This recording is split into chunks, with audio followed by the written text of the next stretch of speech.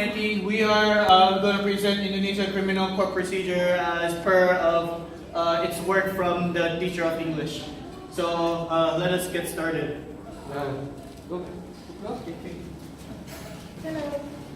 Okay, so here the main thing we're going to talk about is the criminal justice system. So as you can see, these 4 points are a very general sense of what we're going to present today. The first one being, in summary, is the preliminary examination. This mainly consists of what the police are going to analyze and what their verdict is going to be on the evidence that they have obtained. The second one is the examination at trial. So the examination at trial is in where in the courtroom, the entire court in Indonesia, the entire court will have to look at all the evidence and determine whether they are strong or weak. And from that, we can get to the judgment's court or decision, in where their judgment and decision will mainly come from what has been presented to them in the previous point.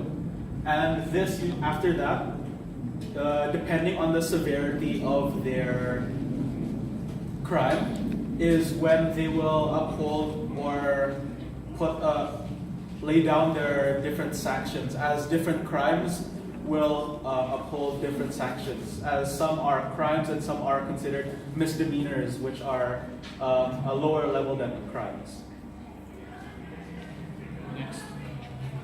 Alright, this is my part. I'm gonna keep this short and sweet. Basically, the evidence is what the police needs to examine in order before they can acknowledge who are the victims and the prosecutor and yada yada. So to make it simple, it's an intangible object and an absolute proof of a criminal act. Like for example, a testimony of witness, right? A testimony of witness are, well, to be basic, it's the words and information coming from the witness, from the people that see the criminal action itself, and the elucidation of the expert is are the information given by the experts in that criminal act to determine what's wrong in that criminal action. The documents are, well, basically are the papers and yada yada that prove the criminal action. The indication and the testimony of the accused and defendant, which are the defendant words in what the tersangka, what does the tersangka say about his criminal action done. So after your evidence are given to the police, then the police will give it to the public prosecutors, which they will investigate even further. During the police investigation in Indonesia, they call it penyelidikan. However, during the prosecutor's examination, they call it penyidikan. However, there are three types of issues that we've studied so far. Is the issue of P21, which is the evidence given by the police are substantiated. The case is ready to be brought to court. So if the police have given a substantive amount of evidence, which the prosecutors deem substantive, they would bring it to the court. It's a go. And the issue of P18 refers to the lack of evidence given to the cops. Now, if P18 has been met, then the prosecutors will grant the issue of P19 to the police.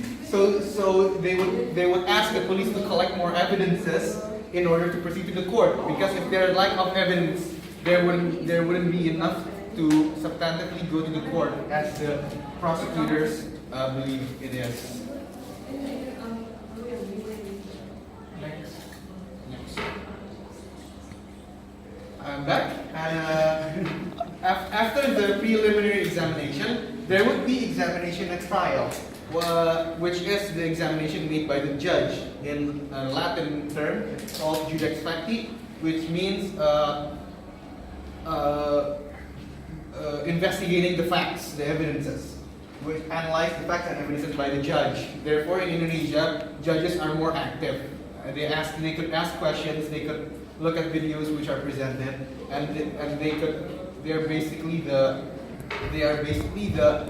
perwakilan keadilan. And of course, there are hearing of testimony.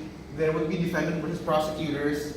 In the criminal court, the defendants are granted the chance to have a lawyer to represent them, a legal representative, if the case threatens the defendant with a 5-year jail time or death penalty, or more than 5 years. As stated here, obliged to have legal assistance if threatened with 5 years or higher in prison, or threatened with death penalty. That is the examination and trial. Okay, now it's for the court decision.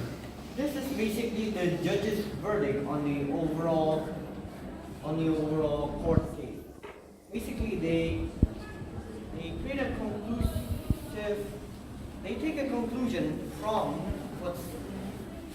the evidences that is given and from the testimonies of the witness and the defendant, along with the lawyer and the prosecutor's claim. And so based on the evidence part is based on Judek's practice. And this part can be appealed to a higher institution called judicial effort. So basically the court hierarchy can get higher. The highest court hierarchy can get would be the Supreme Court, in which that's the maximum of appellation the defendant can do. So the judge-made verdict must be as objective as possible in accordance to the evidence, as mentioned in Judek's practice. The execution of the judgment would result in death penalty. Sorry.